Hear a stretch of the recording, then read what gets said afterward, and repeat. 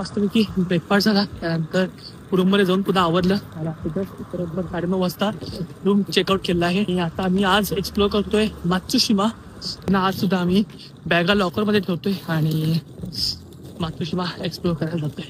जपानमध्ये जर तुम्ही व्हिलेज साईडला येत असाल तर जेव्हा तुम्ही हॉटेल घेताय तेव्हा नक्की तुम्ही ब्रेकफास्ट पण घ्या, कारण बऱ्याच ठिकाणी बघितलं मी की नॉर्मली जो ब्रेकफास्ट आहे तो बुफे सिस्टीम आहे आणि ज्याच्यामध्ये व्हेजिटेरियन पण बरेच आयटम्स आहेत. त्यामुळं ब्रेकफास्ट मला वाटते वर्थ आहे. आणि आम्ही ज्या आता रेस्टॉरंटमध्ये राहिलो होतो त्याच्यामध्ये ब्रेकफास्ट प्लस डिनर दोन्ही इन्क्लूड होतं.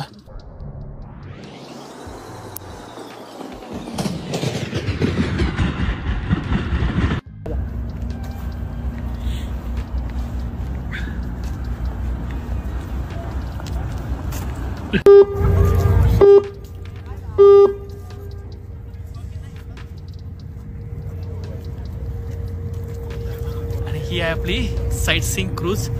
आज एवढी लोक आहेत की नॉर्मली ही सगळी दोन्ही क्रूज भरलेले आहेत. जे उशिरा ज्यांनी बुकिंग केले ते लहान शिपनं जात आहेत आणि आम्ही जातोय या मोठ्या साईट सीइंग क्रूजमधनं.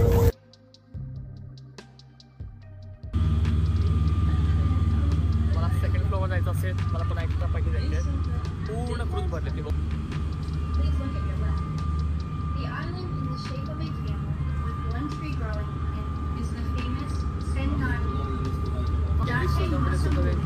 अनाउन्समेंट आहे सो बरं आहे.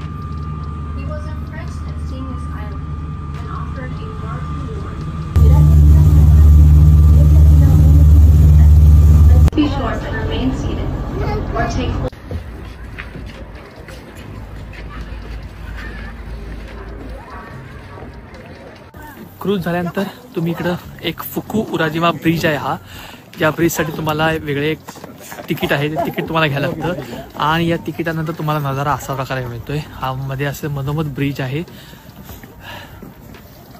दोन्ही मस्तपैकी तुम्ही इथनं जाताना आयर्न बघू शकताय आणि आता मस्तपैकी इथं लाईव्ह स्नोफॉल होतोय.